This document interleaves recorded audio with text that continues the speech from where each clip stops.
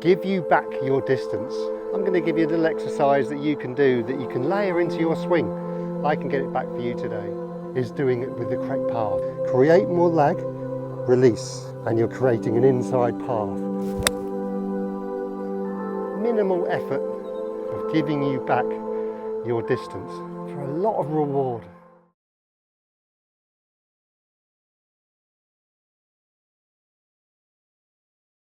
Hi everyone, welcome back to another video on the channel. Thank you very much for joining me. My name is Warren Bennett. We've got Trev enjoying this beautiful sunshine. We've got the middle range here at Chestfield, and we've got a video today for you to give you back your distance. If you've lost your distance because of any physical ailments you may have, or just generally you've lost your distance and you need to get it back, I can get it back for you today. So without further ado, back camera set up, Trev's asleep down there, and I'm going to tell you all about it. Okay everyone, so thanks very much for joining me for another one, and appreciate you taking the time and stopping by the channel. And this one's all about distance. So distance loss. I'm not going to go into the reasons why, because there are many, but I'm going to give you a little exercise that you can do, that you can layer into your swing. So this isn't going to be for you to stand here for weeks and months on end. You can layer this feeling straight into your swing, and that's if you're a slicer of the ball and a hooker of the ball as well. I'm going to give you a couple of different variations. Right, so let's give you back your distance, and this can be done with any club. Obviously you're going to feel it more with a driver, so you can layer this onto every single club that you hit full out. But how can we introduce a little bit more speed into our golf swing?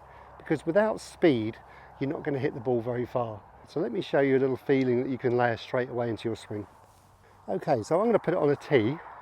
Generally because of my hand, I'm suffering a bit of arthritis, so it takes away the little strain there.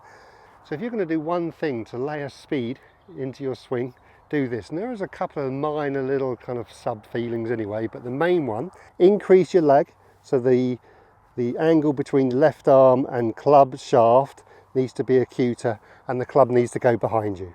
So you can see this little movement I've got here. So I've got like a 90-degree angle, haven't I, between my left arm and club. I want you to increase that. So you can do a little feeling like this, put a little bit of lateral. Obviously this isn't the top of your backswing. We're going to create a little bit of momentum as we go further into the video, but you can see what I'm doing here. So we're just going to create a little bit more lag coming down. So you can drop your hands a bit further and do that, or you can just do it earlier. And that all depends on if you're a hooker of the ball or a slicer of the ball. If you're a hooker of the ball, we want to just do a little bit of it, and then that gives you the time to rotate. If you're a slicer of the ball, I'd like you to do the same thing, but bring your hands down a bit further, so you kind of your elbows in. So you can see much more inside from there. So you're just practicing getting some angle into your wrists here. It's really important. If you're a club golfer, I'd generally make sure you bring your hands further down when you do that. Beautiful. And you can just do that all the time. So you're training yourself to create more lag, which you need, more angle, because you need to now get rid of that angle, and you're creating an inside path. So that one move can really change the way that club's going to come down into the ball with a bit more natural speed, a bit more lag, and more important, well, not more importantly, as important, is doing it with the correct path. There's no point having angle and you're over the top and too steep. So you can have angle, as I've got here, and the club's back behind me. Now I'm ready to unleash it. Okay, so that's phase one.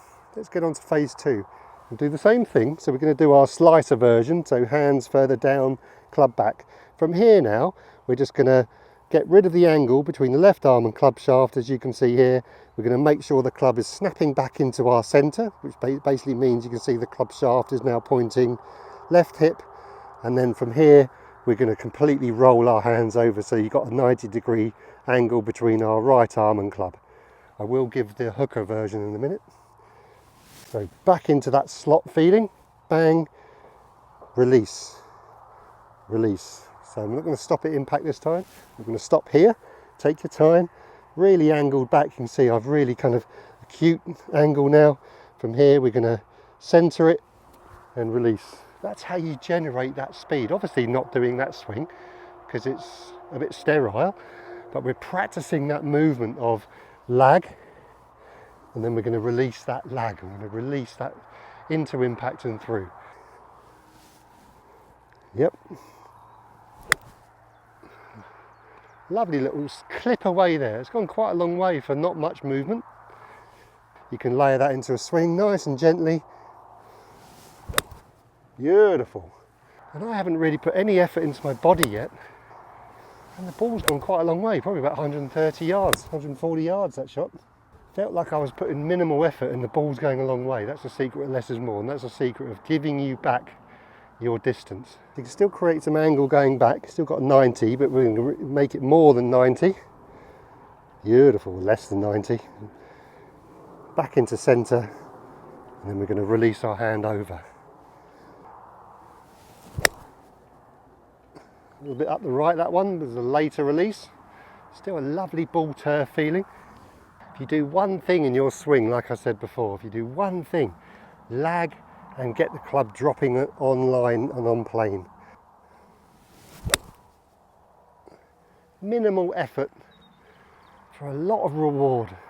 Now for the golfer who overhooks it and over releases it, it's the same thing, but just less down with the hands. You can still do some lagging here, but from here we're now going to turn through with our torso and create a little bit more stability of that club face without having to flick it.